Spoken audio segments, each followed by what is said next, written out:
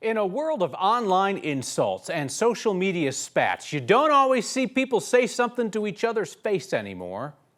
President Joe Biden flew cross-country to Colorado to do that today. Well, not to say it to Congresswoman Lauren Boebert's face, but to say it to her district. Politics guy Marshall Zellinger reports from Pueblo. If you couldn't tell, I'm at a wind turbine factory. President Biden toured CS Wind today. The company claims it will hire more than 800 employees as a result of last year's Inflation Reduction Act, which will benefit the company with tax incentives. On the surface, the president's visit looked like a typical photo op until his remarks. The historic investments we're celebrating today is in Congressman Boebert's district. So that's why he signed up to go cross-country. The president spent 3 minutes of his 23-minute speech making pointed remarks about Republican Congresswoman Lauren Boebert. And she called this law a massive failure. You all know you're part of a massive failure? I think it's important for a president to be able to go to any community and talk about the successes they have. Colorado Democratic Party Chair Shad Murib would only focus on the positive of Biden's visit and not the president's critique of Boebert. Well, I think it's important when you see Republicans around the country attending ribbon cuttings for projects that they voted against. It's important for the president to note that Lauren Boebert has been opposed to the Inflation Reduction Act. Disagree better doesn't mean don't disagree. In his office, steps away from this photo with the president, I asked Democratic Governor Jared Polis how this visit fits the concept that he promotes, called disagree better. Well, I think if it's a policy, a conversation, that's what the essence of disagree better is. It's to say, I support an infrastructure package, you opposed it. If it's to personally attack her for behavior in a theater or something else, that's a personal matter. Boebert's challenge may be more within her own party than Democrats paying closer attention. She's facing a primary challenge from other Republicans and only won the general election by 546 votes last year. So I've worked with the Congresswoman, but I am not in a paid position. I'm a supporter of hers. Christy Fedora, who in the past has questioned election results, is with the Pueblo County Republicans, an arm of the state's Republican Party, which has called out Republican Congressman Ken Buck this year and Republican Congressman Doug Lamborn, but not Boebert. And like previous election results, Fedora questions that. We should be working together, not fighting with each other, not attacking each other. There's plenty to attack without having to go after each other. If national Democrats and Republicans ignored Congressional District 3 last year, the 500-vote difference and the president's visit today clearly puts a target on the area. Congressional District 3 goes from Pueblo, south to the border, over to the western slope. In Pueblo, for Next with Kyle Clark, I'm Marshall Zellinger. Passing the blame for Elijah McClain's death got 2 of 3 Aurora police officers acquitted. They pointed the finger at paramedics, the ones who injected McClain with ketamine. Today, the paramedics went on trial, and they blamed the police. Officers stopped McClain August of 2019 after a 911 caller reported that he seemed sketchy. McClain was not armed. He was not breaking the law. Police subdued him. Paramedics injected him with the sedative ketamine, and he died within days. The 2 paramedics, Jeremy Cooper and Peter Chiuniak, faced charges of reckless manslaughter and assault. Today, prosecutors argued that they violated protocol by not assessing McClain's medical condition before giving him the sedative. The defense team says that it was the police officers who misled the paramedics by saying that McClain had superhuman strength and was acting aggressive. One of the 2 acquitted APD officers just returned to work. Officer Nathan Woodyard is being retrained on changes in policy that have happened in the years that he's been suspended. Some of those reforms were the direct result of Elijah McClain's death. Texas's Republican governor is bragging that he was the one responsible for sending more than a quarter of the migrants who have arrived in Denver, and Greg Abbott says he has no plans to stop. Abbott says that this is about taking the pressure off of Texas border towns. He says he shipped nearly 70,000 migrants to sanctuary cities like D.C., Chicago, and Denver. It's 7,400 people from Texas to Denver on Abbott's buses. That would be 1 in 4 of the migrants who have traveled to or through Denver since late last year. Denver Mayor Mike Johnston told us today that Abbott most recently surprised Denver with 7 busloads of migrants dropped off overnight in the freezing cold on Thanksgiving. So Denver is currently limiting how long migrants can stay in shelters, and that has led to some migrants joining the city's unsheltered homeless on the streets. The challenge of sheltering migrants is really complicating Mayor Johnston's plan to clear encampments and get 1,000 people into shelter by the end of the year. Listen to this circular mess. Migrants who hit the city's time limit in shelters are being kicked out. They move into street encampments where the city plans to come along, move them out, and put them into different shelters without time limits. They have to go from the short-term shelter to the streets in order to be eligible for the long-term shelter.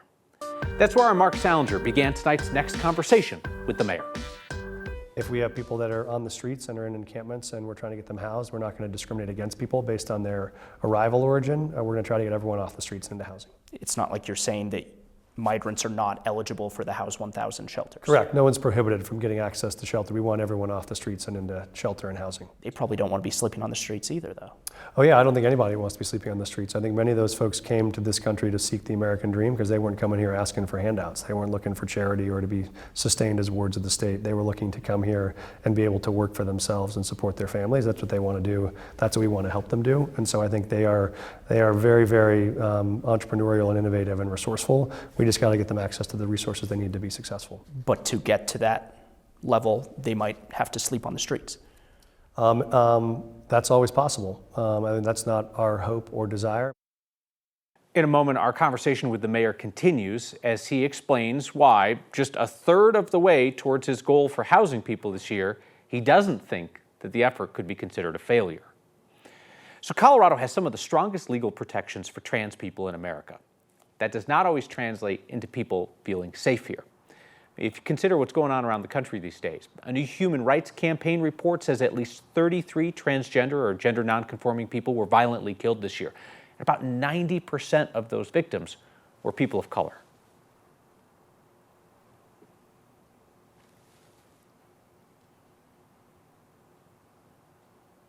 Colorado is not exempt from the systematic racism that comes along with being a trans person of color. I say that there may be more acceptance here. However, it still exists and it's still a major issue. And we should never think that there is a certain place that it doesn't exist. Heard from Tiara Kelly there. The Human Rights Campaign declared a national state of emergency for LGBTQ people this year because of the growing number of anti-LGBTQ bills introduced across the country. That legislation doesn't get anywhere in Colorado with Democrats in complete control of the state legislature. It is time for one of our favorite holiday traditions around here. For 3 years now, you all have made sure that every kid in Denver's public housing gets a holiday gift. Every single kid. Let's do it again this year. Your Word of Thanks microgiving campaign this week will help the nonprofit Friends of Denver Housing Authority with their annual holiday gift card drive. I don't need to tell you how inflation is impacting families that do not have a lot of money to spare. Families are going to have to prioritize buying food, paying for childcare, paying for medicine, over buying holiday presents. We can make sure that no kid in Denver's public housing system goes without a gift this year. The nonprofit Friends of DHA provides gift cards for families so that parents or other caregivers can then experience the joy and the dignity of picking out a gift for their child. And the kids can experience the love and the hope that comes with opening something special. Part of me is excited that we're going to fund this effort for the 4th consecutive year. That's how long your generosity has been making an impact. Another part of me is nervous because I don't want to let them down. Scan the QR code on your screen or text the word thanks to 303-871-1491 to get that link to donate. You know, even $5 helps. So as always, I will match the first 50 donations of $5 to get us rolling. Kids are going to have a brighter Christmas or whatever holiday they celebrate at their house because of the generosity of people like you. I think we've already passed the threshold of not failing. Failure would have been our team not working hard enough. Denver's cheerleader-in-chief says that getting a third of the way to his homeless housing goal would not be failure. And a young boy's struggle to play inspired his parents to make toys more accessible. That's next.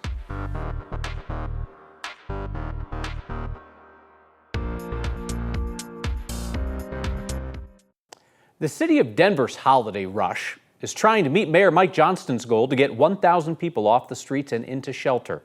Still more than 700 people to go. But he told our Mark Salinger in tonight's next conversation that there is no way this can be considered a failure. I think the people of Denver will understand if you hit 999 and don't hit 1,000, that they won't see that as a failure. You have outlined pretty obviously since the beginning of your campaign what success looks like. What does a failure in this look like? I think we've already passed the threshold of not failing. Failure would have been our team not working hard enough, or the city not coming together around it, or us not being able to marshal the resources in the team to deliver. All that is already in place. We have access to the sites, we've worked with communities, we have the people who have needs identified. All of the core pieces are in place. What's left now is the blocking and tackling of getting the right units open on the right day and the right person transitioned in, and that's all critically important. But I would say, in my mind, we've already succeeded at setting a sense of urgency and building the infrastructure to be able to deliver the 1,000 units. Now it's all a matter of matching and placing people into each of those units in the next 30 days, and we'll stay at that well after January 1st has come. There are some people who would walk down streets in Denver where there are still homeless encampments that are spilling out from the sidewalks and say, this isn't what success looks like to me. Oh, we're definitely not at success right now. What we know right now is exactly the current reality is still we have accessed most of those what will be 1,000 units. They're not open yet, and so I share that belief. We are not at all at success right now. We have people outside in tents in downtown Denver. That's what we don't want to have anymore. So really, success for us is that you could, walk from 5 Points to Union Station to Ball Arena to the City and County Building to the Art Museum, and you wouldn't see anybody that has to sleep on the streets. And all those folks would be in housing, getting a job, getting supports, and getting their lives back together. That's what's success for us. Mayor told Mark he still believes the city can house an additional 700 people in just a month's time. They also discussed whether some neighborhoods are disproportionately and unfairly being impacted by this relocation effort. Interview happened real late this afternoon, so full disclosure, we're still working to get that full, unedited conversation up for you on the next YouTube channel. Chris Bianchi's along. Have you seen the Aurora Borealis? I have never seen it, but I'm very poorly traveled. I actually have seen it in Iceland. I saw it in 2015. Sweet. It was awesome. And you might be able to see it tonight if you look outside here later on this evening. Slight chance for us here in northern Colorado, but there is a solar storm, and it looks like at this point we're going to have a chance to see it tonight. Now, tomorrow we're going to actually have a stronger, or the way it looks like we're going to have a stronger solar storm for tomorrow. Problem is we're going to have clouds tomorrow. So tonight, just look north, just in case you see those Aurora Borealis lights, those northern lights. That can be so beautiful. I can tell you that firsthand. Meantime, highs today, 60 for us here in Denver. Hopefully you enjoyed it, because tomorrow, we're going to see a cold front move through overnight. That'll drop those temperatures and bring in a fair bit of cloud cover for tomorrow as well. So big changes ahead. And for tomorrow, highs only in the mid-30s. Our average high for this time of year, 47, 48 degrees. Today's 48, tomorrow's 47. You get the idea. For tomorrow, it'll be about 10 to 15 degrees below average. Today, we were about 10 to 15 degrees above average, so pretty substantial changes for our day tomorrow. And for tomorrow as well, this is good news. We want some of that mountain snowfall. We're only at about 60% of the snowpack levels that we should be for this time of year in the mountains, so we could use a decent snowstorm. It looks like, I wouldn't call this a huge storm by any stretch of the imagination, but we will get some meaningful snow into the high country. At this point, looks like the West Elks, so I'm looking at Aspen, Steamboat, Beaver Creek, those areas on south and west of the San Juans. This part of the state's going to probably be the most favored from our upcoming system. So decent snow amounts, nothing overly wild, but enough to hopefully put a little dent in some of those snowpack gaps at this point of the season. 7-day forecast, cool for Thursday, Friday, maybe a few flakes in town on Friday, not a big deal. Then for the weekend, we start to warm back up and even warmer early next week. As temperatures drop tomorrow, Denver's newly converted homeless hotels are also going to serve as emergency overnight shelters. The former Best Western off Quebec and I-70, and former Doubletree, also on Quebec, are going to have additional beds from 7 p.m. Thursday through Friday morning. City used to use the Coliseum for this as an emergency shelter during cold weather. They've done it within recent weeks, but they don't have any plans to do that tomorrow. Denver's current temperature threshold for severe weather shelters is overnight lows at or below 20 degrees, or 2 inches of snow forecast, or a wind chill advisory. Homeless advocates and some on city council are asking the mayor to change that threshold. They want shelters open whenever it drops below freezing, as opposed to waiting it to go down to 20 degrees. I think we're filling a void that a lot of families benefit from. They are helping to hack toys so that every kid can play.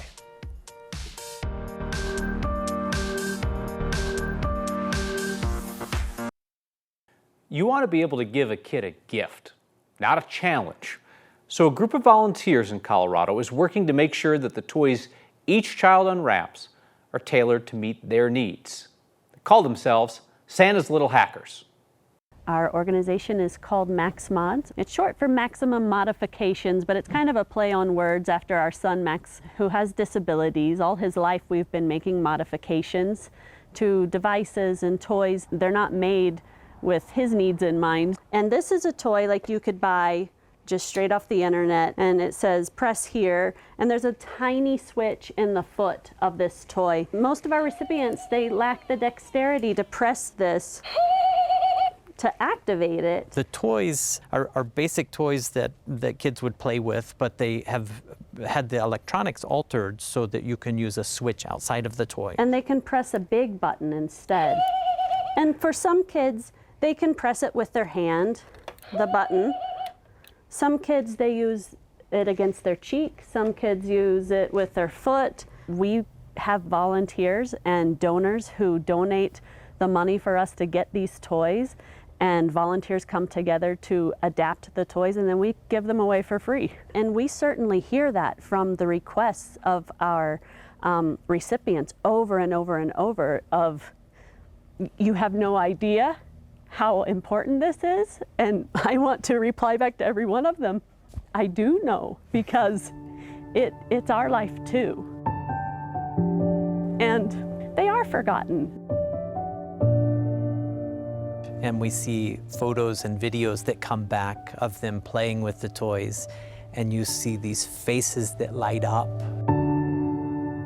The goal of our organization is to make the world accessible for all. And we're doing that, one toy at a time. Yeah. MaxMods volunteers are going to gather to hack hundreds of holiday toys this Saturday and then donate them to families that'll appreciate them. We are back with feedback on how you are supposed to dress when you meet the president when he comes to Colorado. Did not know that there was a dress code. You informed me that there is, and it's next.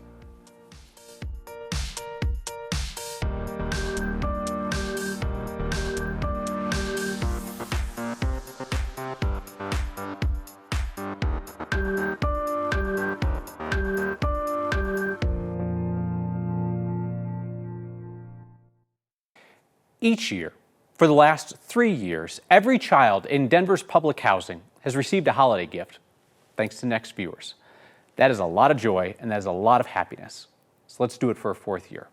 The nonprofit Friends of Denver Housing Authority makes it happen with our donations. Scan the QR code on your screen or text the word THANKS to 303-871-1491 to join me and a bunch of others in donating. Every child should have a special gift to open, no matter their family's financial situation. And whether they will know it or not, you are the reason that that happens for kids in Denver's public housing, year after year after year. Got some feedback on President Biden's arrival in Denver last night. A viewer named Everett, he actually took issue with what he called Mayor Mike Johnson's lack of proper decorum when greeting the president. He doesn't like his coat. I only bring this up because people used to criticize the way Mayor Hancock dressed.